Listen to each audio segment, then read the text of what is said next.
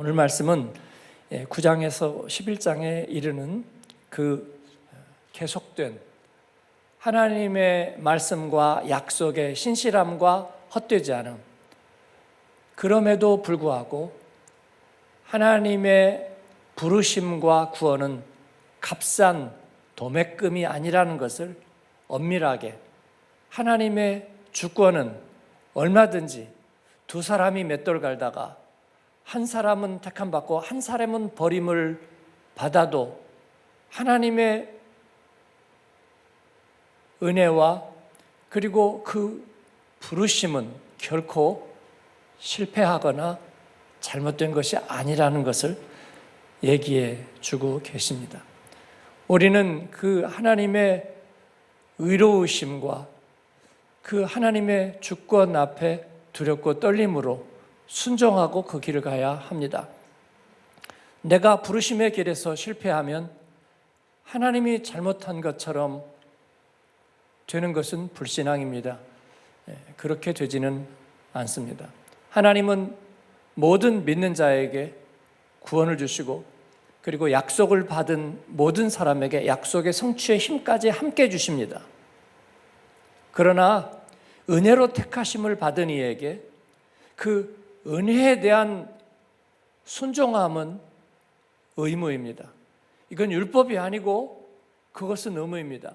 은혜에 대한 순종도조차도 은혜로 해주기를 바란다면 하나님 앞에 책망과 그리고 심판을 받을 것입니다.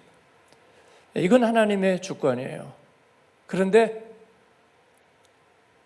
불신앙조차도 은혜로 해결해 달라고 얘기한다면 정말 자기는 아무것도 없는 거예요. 미처는 아무것도 없는 거예요. 그럴 수는 없느니라예요. 그럴 수는 없느니라 합니다. 영접하고 하나님 앞에 우리의 자신은 드려야 합니다.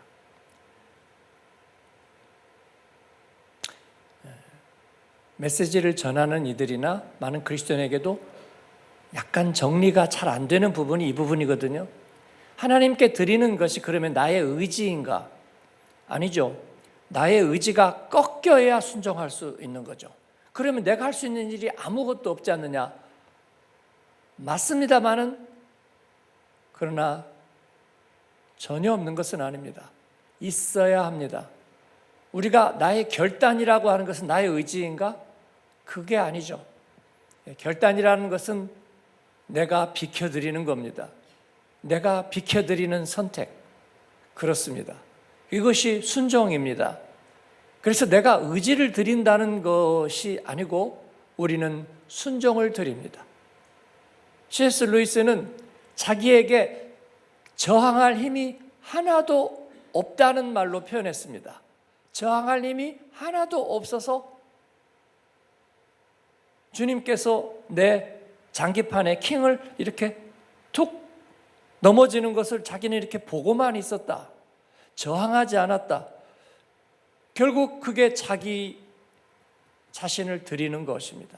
그런데 그것이 있어야 합니다. 그리고 우리는 그것을 회피하려고 하는 속성을 가지고 있습니다. 하나님이 그렇게 잘났으면 다 알아서 해주세요. 내 순종까지도 당신이 알아서 해주세요. 화 있을진저입니다. 그렇게 할 수는 없어요. 그렇게 할 수는 없습니다. 그래서 야곱을 사랑했다 하는 것은 하나님의 기가 막힌 그 은혜 앞에 순종을 드리는 것을 말하는 거예요. 물론 하나님은 순종하지 않은 자를 강제로 꺾어서 순종케 하시고 하나님의 도구가 되게 하실 수 없느냐? 있습니다. 이게 하나님의 주권적인 의의입니다. 하나님은 내가 아무리 순종해도 나를 버리실 자유가 있습니다.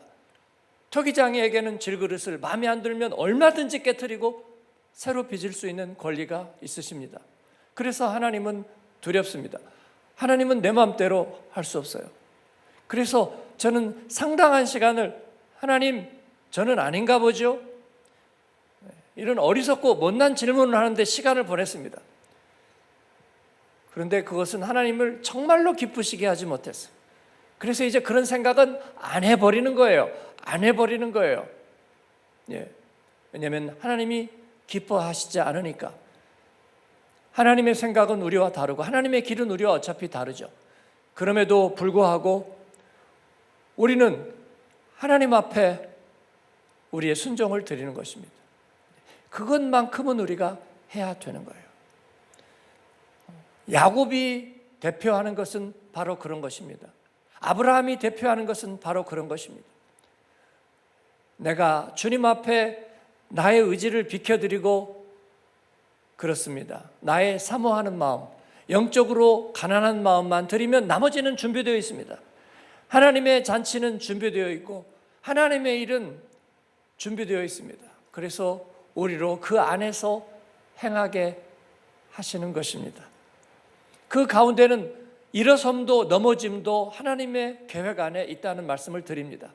유대인들이 다 주님과 등을 돌린 것 같지만 그렇지 않습니다. 하나님의 약속은 실패한 것 같지 않습니다. 바알에게 무릎 꿇지 아니한 사람을 7천을 남겨두었다는 엘리야를 향한 하나님의 산에서의 그 음성을 로마서 10장은 우리에게 기억을 시킵니다. 그렇습니다. 엘리야는 자기 혼자 남았다고 했지만 그러나 하나님은 하나님의 사람들을 준비시키셨습니다. 그 사람들 다 어디 있어요? 그들이 저와 여러분 같은 사람들입니다. 나는 은혜 없이 살았고 나는 완악하고 나는 범죄한 백성이고 허물 많은 백성들 가운데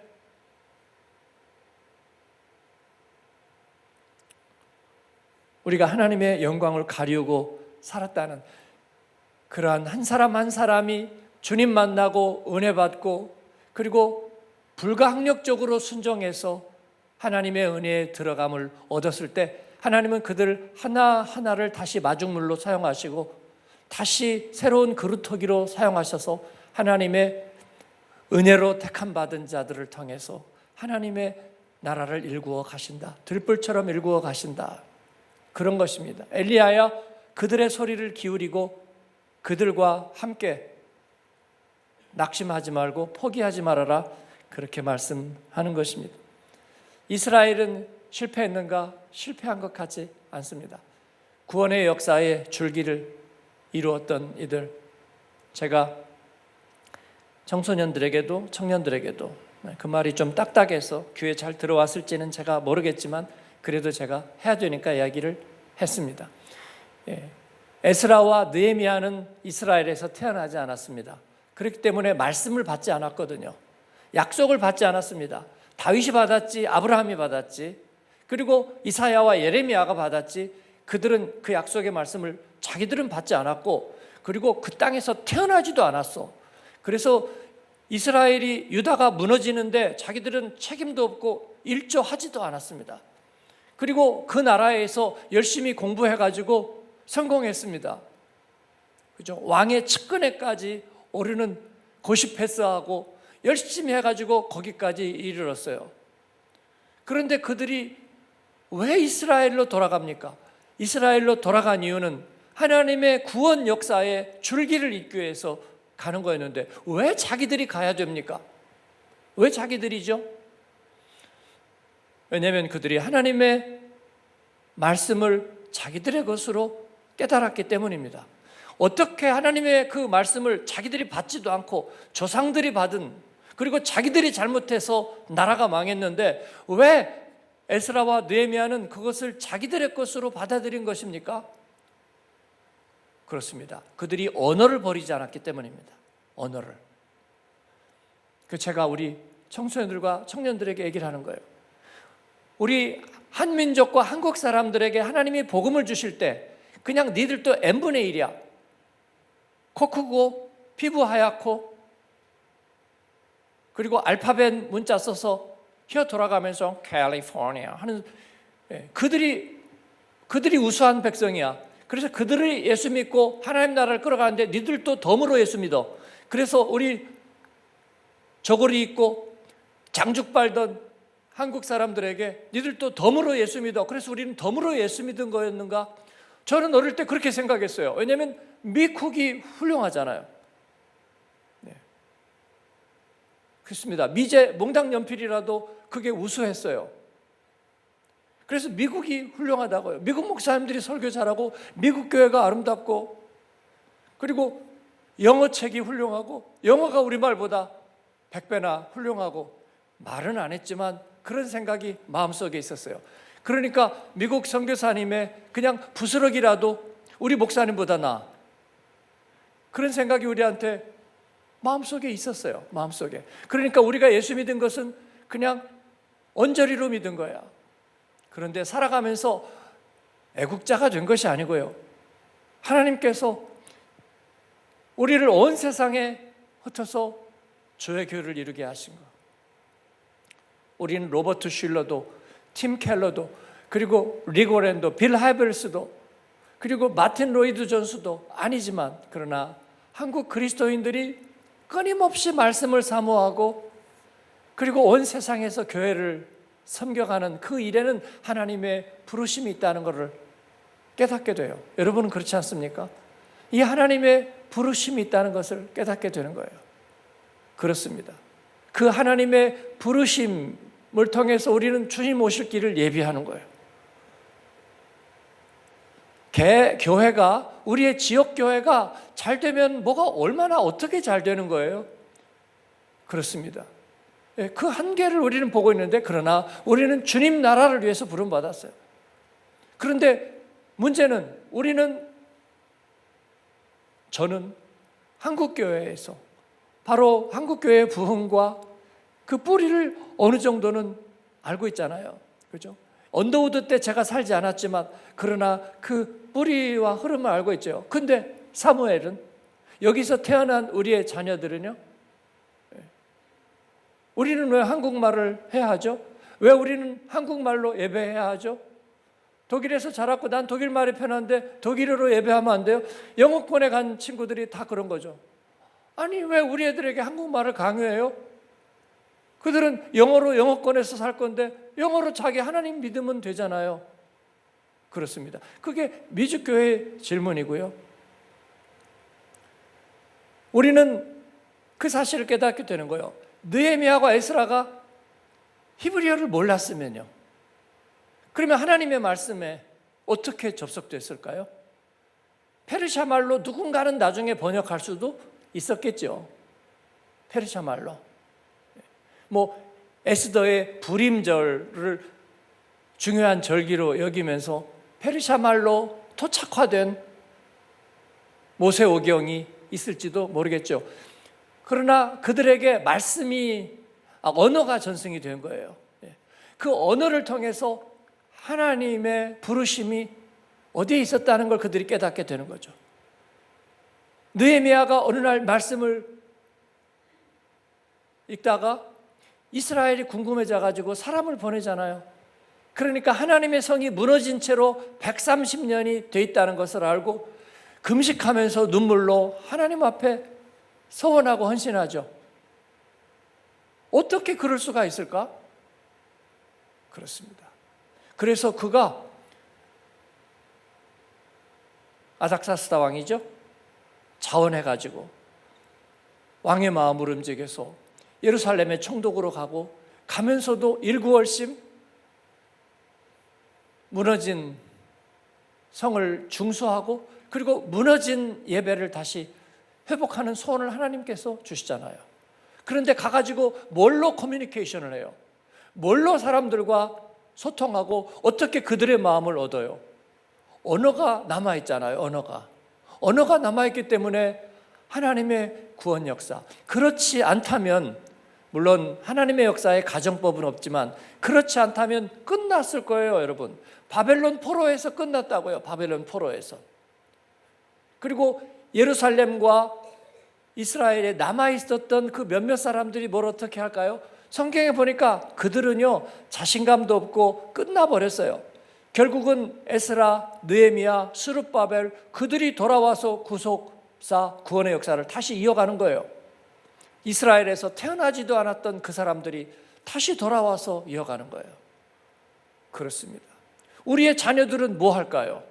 여기서 태어나가지고 부모들이 다니던 교회는 교민교회야. 그 사람들은 옛날 그 쌍팔년도 은혜 받던 시절이나 늘 얘기하면서 낮엔 해처럼 밤엔 달처럼 내게 강 같은 평화 얘기하던 사람들이야 고리타분하고 오늘 시대에 맞지도 않고 오늘의 자연과학과 세상 문화와도 잘 맞지도 않고 그 다음에 국뽕이고 태극기 부대고 자기들의 세계만 있고 그랬던 거야. 그래서 우리는 여기에서 우리끼리 하나님 우리 방식으로 믿으면 그만이야. 그렇게 해가지고 그렇게 하면요, 그 끝은 어디예요?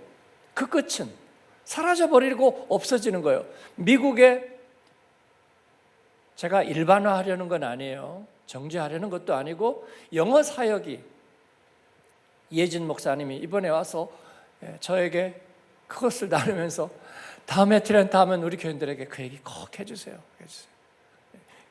그렇게 부탁을 하는 거예요.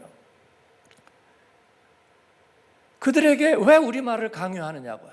그들에게 강요하지 않죠. 그러나 하나님께서 한국 민족이 우수하다 우수하지 않다 그런 의미가 아니고 하나님의 부르심에는 의미가 있다는 거예요. 그 부르심의 원줄기를 우리가 지켜갈 때에 하나님의 기뻐하심을 이루게 될 거라고 저희는 생각해요. 그래서 우리들의 자녀들에게 어떤 부르심을 하나님이 우리에게 주셨다는 것을 알게 하도록 우리말을 보존시켜 주는 거예요. 그게 왜 잘못입니까? 그게 왜 어렵습니까? 한국인이 한국말 하게 해주는 게 그게 왜 어렵습니까? 우리 교회에서도 그래서 우리말 예배하고 독일어로 하지 않습니다 할 때 여기 박민 장로님을 포함해서 여러분들에게 입이 나와. 독일어 여기서 잘하면서 독일어 한 게 죄예요? 아니죠. 왜 우리말을 그 힘든 우리말을 억지로 하게 해야 돼요? 억지로는 아니죠. 그러나 하나님의 부르심을 보라예요. 부르심을 보라. 그래서 이번에 청소년 아카데미 4년째잖아요.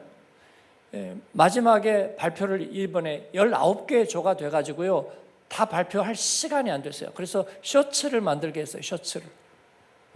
우리 교사들이 멋진 아이디어를 모디시한 아이디어를 내셔서 셔츠를 만들었는데 독일어로 살짝 멋스럽게 하느라고 한 2명이 얘기했어요. 아마 우리말 참 자신이 없어서 그렇게 한 것 같은데 전부 다 우리말로 했습니다. 전부 다.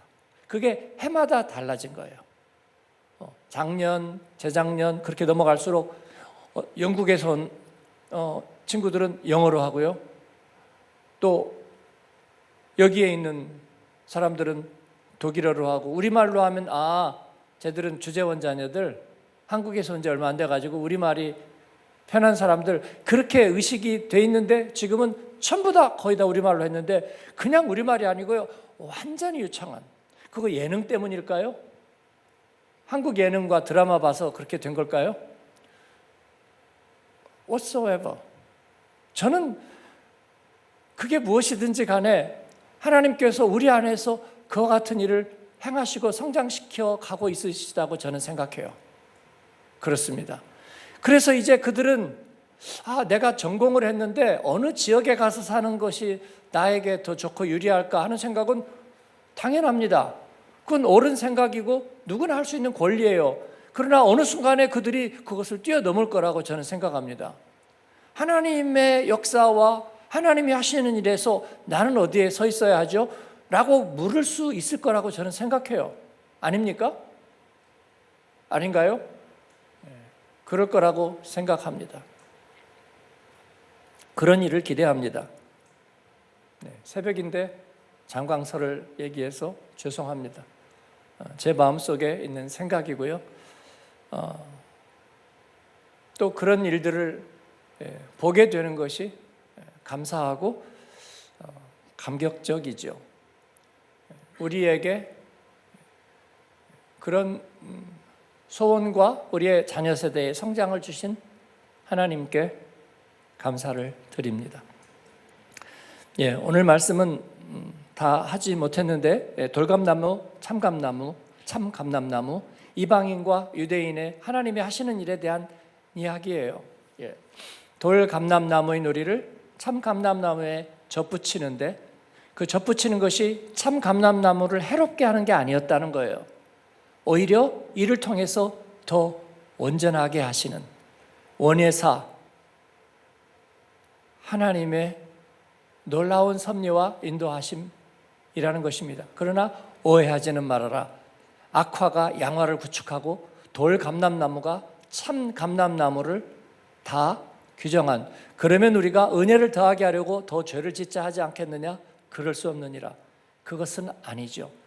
그러나 하나님의 인도하심이, 인자하심이 참으로 놀랍고 귀합니다.